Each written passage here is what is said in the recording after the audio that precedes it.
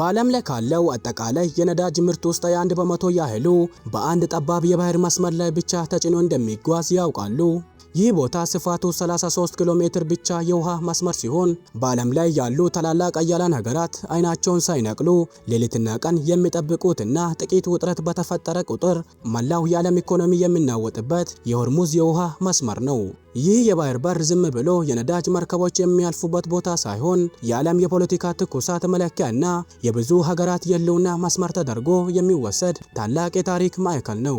ይህንን ጠባብ የባህር መስመር ለመቆጣጠር በታሪክ ውስጥ ብዙ ጦርነቶችና ፍጥጫዎች የተካሄዱ ሲሆን ዛሬም ድረስ በአካባቢው ያሉ መርከቦች በከፍተኛ ጥንቃቄና ፍርሃት ውስጥ ሆነው ነው የሚጓዙት። ነገር ግን ይህ ቦታ ከሚነገሩለት የጦርነትና የፖለቲካ ውጥረት ባሻገር በውስጡ እጅግ አስደናቂ የሆኑ ባህሎችን፣ በዓለም ላይ ብዙ ቦታ የማይታዩ ተፈጥሮችንና የሰው ልጅ የጥንት ስልጣኔዎችን አቅፎ የያዘ ህያው ምድር ነው። ልክ እኛ ሀገር ኢትዮጵያ ውስጥ የቀይ ባህር በር መገኛ አካባቢዎች፣ ታሪካዊና ስልጣኔያዊ ቦታዎች እንዳሉት ሁሉ ሆርሙዝም ለአረቢያውም ሆነ ለመላው ዓለም ማህበረሰብ ሊተላለፍ የሚችል ትልቅ የህይወት በር ነው።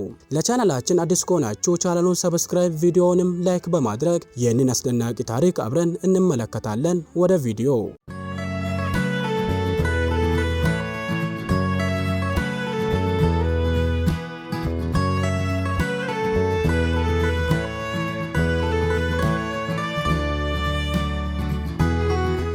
ከውጥረቱ የባህር መስመር ወጣ ስንል መጀመሪያ የምናገኛት ትልቋን የቀሽም ደሴት ነው። ይቺ ቦታ ጊዜ የቆመባትና የጥንቱ አረቢያ የኑሮ ዘይቤ ዛሬም ድረስ በህይወት ያለባት ድንቅ ምድር ናት። በዚህ ደሴት ላይ ካሉት አስደናቂ ነገሮች መካከል አንዱ የንፋስ ማያዣዎች ወይም ተፈጥሯዊ የአየር ማቀዝቀዣ የግንብ ጥበቦች ናቸው። ልክ እኛ ሀገር በምስራቁ ክፍላችን በተለይም በሐረር ባህላዊ ቤቶች ውስጥ የአየርን ንብረት ለማስማማትና ቤቱን ለማቀዝቀዝ ከጭቃና ከእንጨት የሚሰሩት ጥንታዊ የቤት አሰራር ጥበቦች መኖራቸውን እንደምናውቀው ሁሉ እዚህም ማህበረሰብ ያለምንም ኤሌክትሪክ ኃይል የበረሃውን ሙቀት አየር ወደ ቀዝቃዛ ነፋስ የሚቀይሩ ረጃጅም ግንቦችን በቤቶቻቸው ላይ በመስራት ተፈጥሮን አሸንፈው ይኖራሉ። ከዚህ የቤት አሰራር ጥበብ በተጨማሪ በዩኔስኮ የተመዘገቡትና ሌንጂ የሚባሉት በእጅ የሚሰሩ የእንጨት መርከቦች የደሴቲቱ ዋነኛ መታወቂያዎች ናቸው። እነዚህን ግዙፍ መርከቦች ያለምንም ዘመናዊ ማሽነር በሰዎቹ ጥንካሬ በዘመናት ጥበብ ብቻ ከእንጨት ተፈልፍለው ሲሰሩ ማየት ልክ እኛ ሀገር በጣና ባህር ላይ በባህላዊ መንገድ የሚሰሩትን ታንኳዎችንና ጀልባዎችን ያስታውሱናል። እነዚህ መርከቦች ለዘመናት የህዝቡ የንግድና የባህር ላይ ጉዞ ዋነኛ አካል በመሆን የሰው ልጅ ካለው ጥልቅ የተፈጥሮ እውቀት ጋር እንዴት ተስማምቶ መኖር እንደሚችል የሚያሳዩ ታላቅ የሰው ልጅ የጥበብ ውጤቶች ናቸው።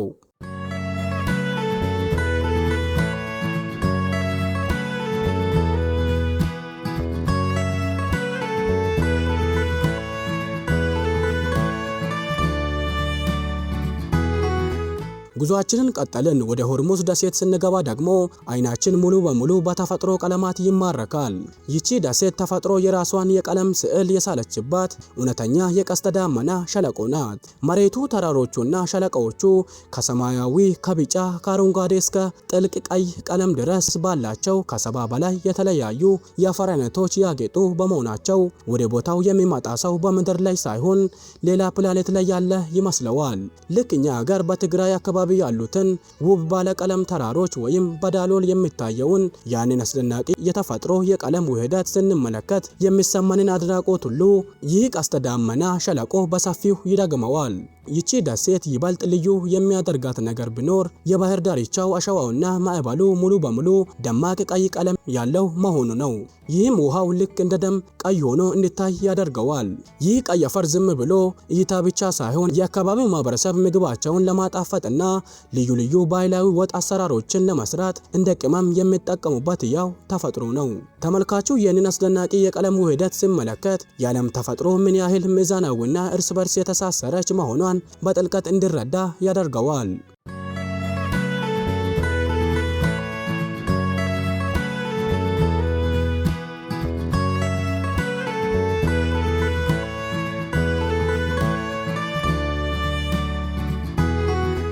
በመጨረሻም ወደ ኦማን ግዛት የሚገኘውና የአረቢያ ፊዮሪዶች ተብሎ ወደሚጠራው የሙሳንደም ባህር ስልጣኔ ስንሻገር ተራራና ባህር እርስ በርስ የተቃቀፉበትን አስገራሚ እይታ እንመለከታለን።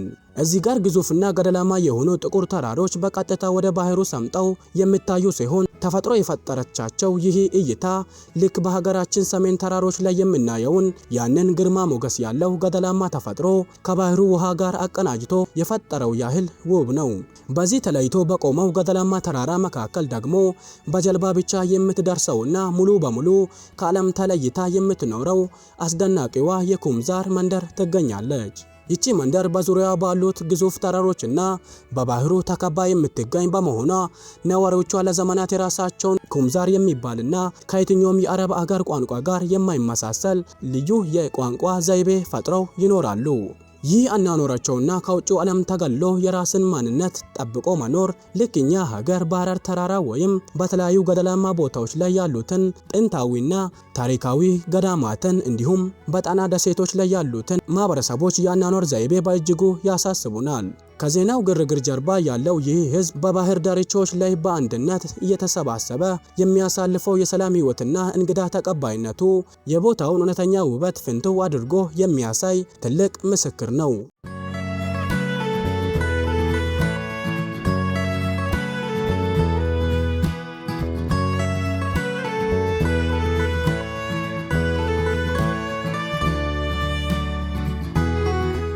ከዓለም የፖለቲካ ትኩሳትና ከነዳጁ መርከቦች ፍጥጫ በስተጀርባ ያየናት ይቺ የሆርሙዝ የውሃ መስመር ልክ እንደኛዋ ምድር እንደ ኢትዮጵያ በሰው ልጅ ጥንታዊ ጥበብና ተፈጥሮአዊ ቀለማት ያጌጠች ድንቅ ምድር ናት። እኛ ሀገር በምስራቁ ክፍላችን የበረሃውን አየር የሚያቀዘቅዙት የጥንት የቤት አሰራሮች እና በዳሎል ምድር ላይ የምናያቸው ውብ ተፈጥሯዊ ቀለማት ዓለምን እንደሚያስደምሙ ሁሉ እዚህም የምናያቸው የንፋስ መያዣ ግንቦች፣ ቀይ የባህር ዳርቻዎች እና ከዓለም የተገለሉ ውብ መንደሮች የተመልካችን አይን ሙሉ በሙሉ የመሳብ ትልቅ አቅም አላቸው። ከዜናው ጩኸት ባሻገር ማህበረሰቡ እርስ በርስ ተከባብሮና የዘመናት ማንነቱን ጠብቆ የሚያሳልፈው የሰላም ህይወት የሰው ልጅ በተፈጥሮ ውስጥ ሊኖረው የሚችለውን ጥልቅ ውበት በግልጽ የሚያሳይ ያው ምስክር ነው። ይህ በታሪክና በተፈጥሮ የተገነባው እውነተኛዋ ገጽታዋ እንዳለ ሆኖ ዛሬ በዓለም መገናኛ ብዙሃን ላይ ከሚነገርላት የጦርነት ፍርሃት ጀርባ ያለውን ይህንን ማራኪ ህይወት የተዋበ አኗኗርና አስደናቂ ባህላዊ ውህደት አብረን ተመልክተናል። የዛሬን ቪዲዮአችንን በዚህ እንቋጫለን። በቀጣይ በሌላ አዲስ ቪዲዮ እስክንገናኝ ድረስ ስለተመለከታችሁ እናመሰግናለን።